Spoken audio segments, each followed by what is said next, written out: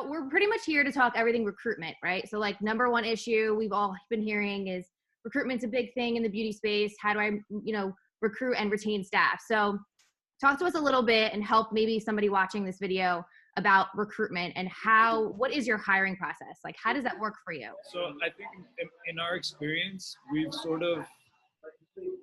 it's not the best method, but it's like we put it out in the universe. Like I actually, I write these long kind of like Excel sheets, and in those Excel sheets is like schedules and P&Ls and blah, blah, blah, and all the business related things. And, I'll have a layout of who's working on what days. And I'm like, oh, I need somebody else to work here.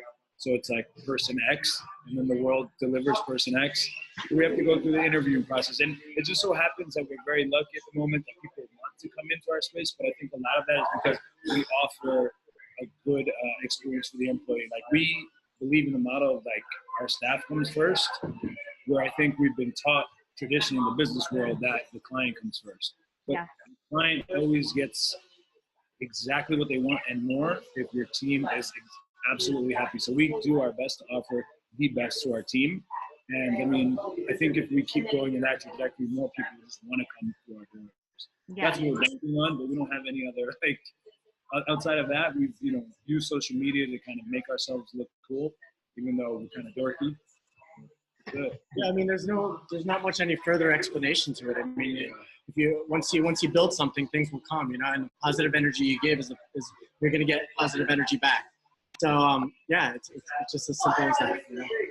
Yeah, so I love that you touch on that whole like universal thing. I think that's like so huge, is like the positive energy that you kind of get out. I've been going on my own journey in terms of, really kind of mindset and shifting that whole mindset. And with that mindset change, a lot of things kind of just the universe kind of gives it back to you. And I know, Manny, you and I geek out about this a lot, but I think it's super important.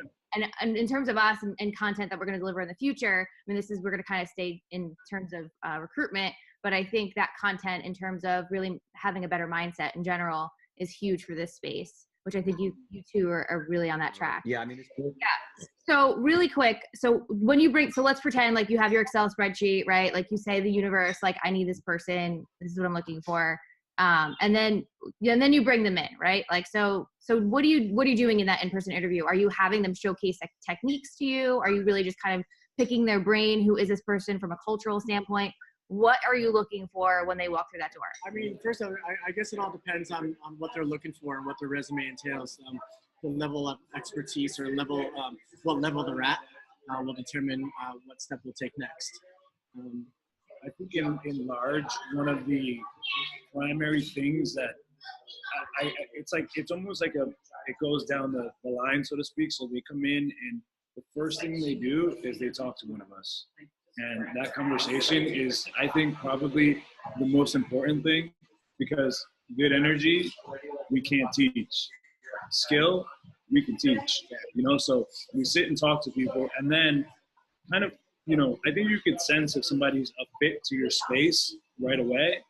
Once they're a fit, and once I'm like, I'm curious to see what skill set you bring, kind of the next question that we sort of always hang on is, what do you want out of this industry? Because the reality is, like, I want somebody that dreams big too, because like positivity is infectious. So if somebody comes in and they're like, I don't know, I just want to kind of whatever, I'm like, that might not be the best fit for us. Like, I want somebody who's beyond ambitious, who tells me they want to be the biggest hairdresser in the world, or tell me your most ridiculous dream, because that is like, it's communal growth. Because like, we're going to do whatever we can to help you get that. And in turn, it'll be like a reciprocal growth, right? So yeah, and it's super interesting because I feel like a lot of business owners would say, I'm scared of that person that wants to be the biggest hairdresser in the world. Like as an owner. So like, what do you? Guys, and we didn't. The businesses that we worked for were scared and didn't know how to handle that. But the reality is, if we were kind of nurtured throughout the process, who knows how much further we could get, right? So it's like, you know what, the next legendary hairdresser might work at our salon, and we hope that they do, and we hope that we can help them attain that status, and anybody that achieves a dream. And the other thing is, like, a dream doesn't necessarily have to be so big that it makes you nauseous, but your dream could be to have a job and sustain a 9-to-5, so you can be the best mother that you can be for your child, And that person that tells me that, I'm like, I love you too, because Right. it's about having a vision and us being able to kind of cross collaborate, help you achieve your vision, and we'll continue to achieve ours.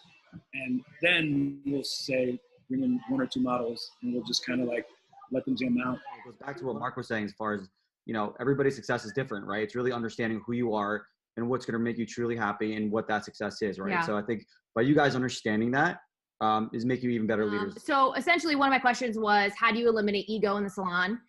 Which we're really kind of touching on, right? So like you're really just going after that right cultural fit that makes sense with your energy and your vibe and that somebody that likes to be there. And really that's kind of how you eliminate that whole ego. I mean, have you ever had an experience with somebody coming into your salon, you feel that good vibe and good energy, and sometimes that was off and maybe now you have ego in your salon? How do you handle all that?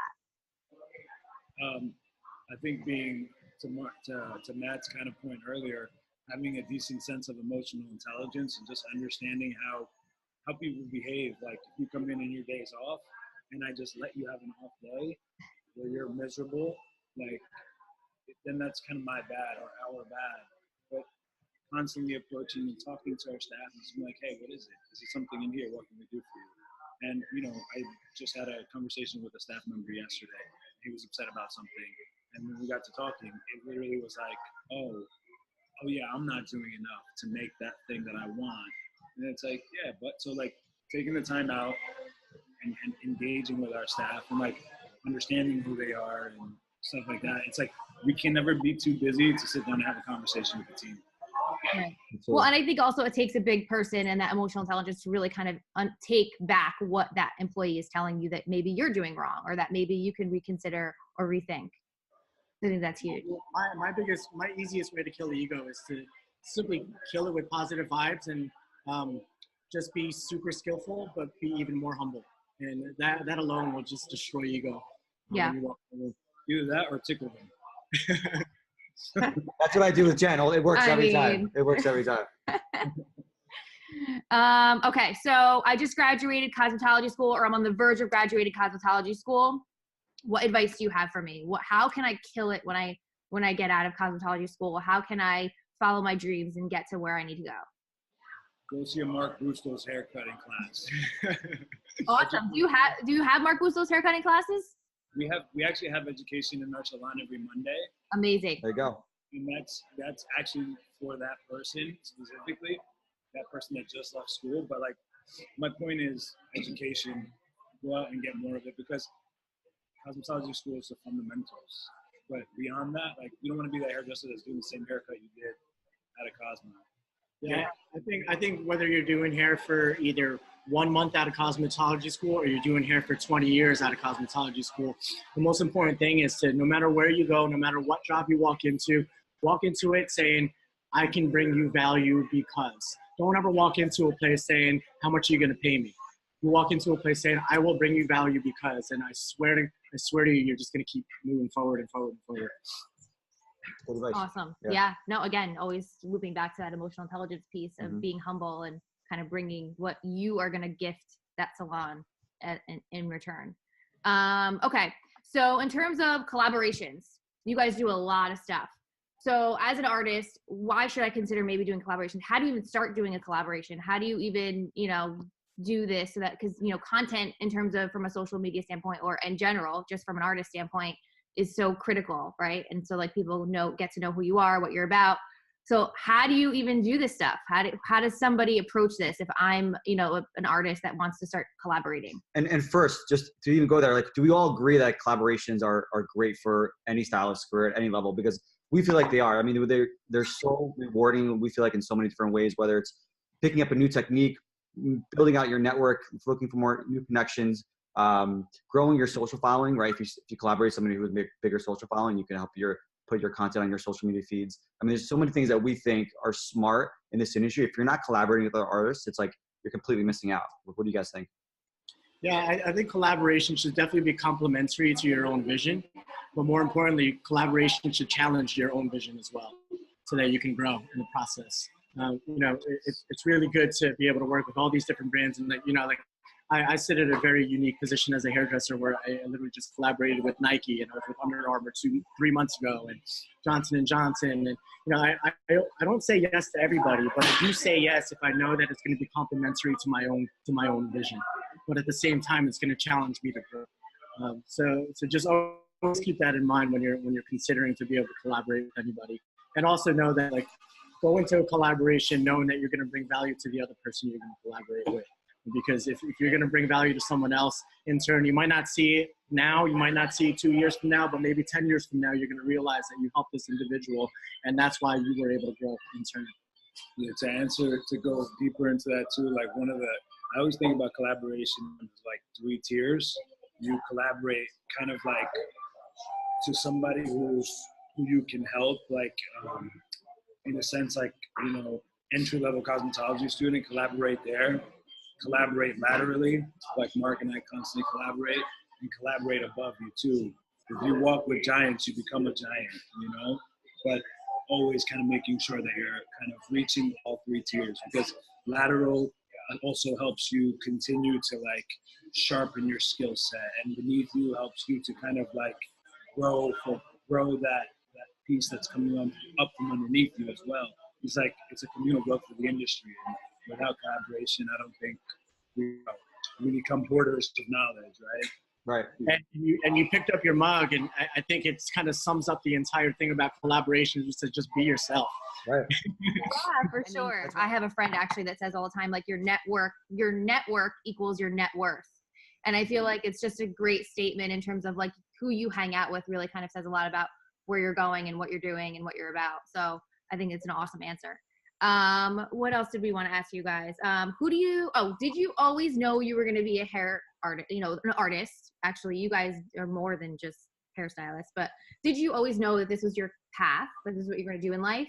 And was this always your dream, or did your dream end up becoming bigger? Like you maybe you never even dreamt you guys would make it this far, you know, because you guys are just such giants, you know? So was this always your dream, and did you always know this? I think we have pretty similar stories where we both started doing hair at like 12, 13, 14 years old.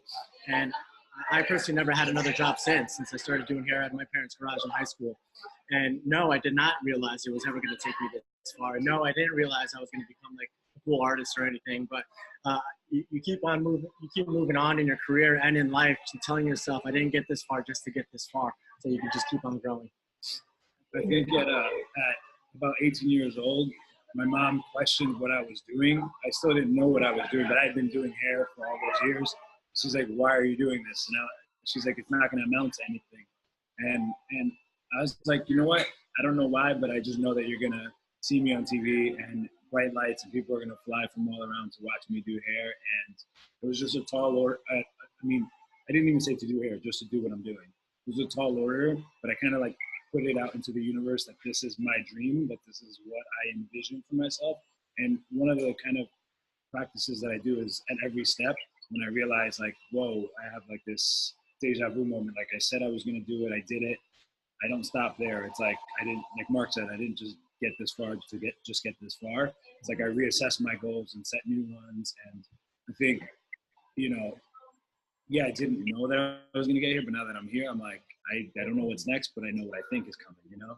Right. I might not be in this lane, but yeah, I'm constantly dreaming. Well, I love that you touched on the whole like manifest, right? So like you totally manifested your career where you are because of those positive vibes you were putting out there. But I think also just in terms of that positive mindset, and then whenever you get, so they also say, like, which I've been kind of like really into a lot, is that yes, your dreams are big, but then once you get there, they get even bigger. So like you don't even realize how big your dreams kind of get, which is really where that question was coming from. And then really at the end, I know you guys are busy. We're going to wrap it up, but anything you want to shout out, tell us, what are you doing? What's your ask, right? Like everybody has an ask. What do you want people to do when they watch this video?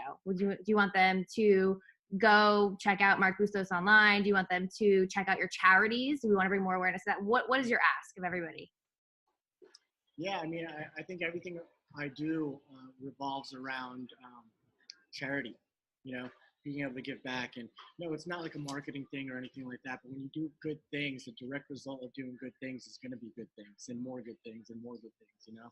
So just being able to inspire other people to share what they have is my main thing, to be able to share with everybody. My ask is, wherever you're at, stop for like 10 minutes, close your eyes for 5 of those 10, and ask yourself, where am I going to be in 1 year? Where am I going to be in 5? Where am I going to be in 10?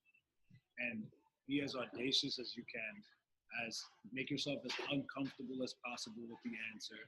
Write it down. It's an accountability to what you believe you're capable of, and then stash that somewhere, wherever you stash it. And then when you get there, revisit that piece of paper and acknowledge your journey and what it took to get there. And once you get to that destination, set a new goal. It's not about the destination anymore. It's about the journey. But if you set a destination, you have a fun journey. Absolutely. Super awesome. What would your 30-year-old, 40-year-old, 50-year-old self say to yourself, right? It's cool. I love it. Awesome. Well, I really appreciate your time, guys, and I'll talk to you soon. Thanks, have a great guys. week. Bye. See you. Thank you.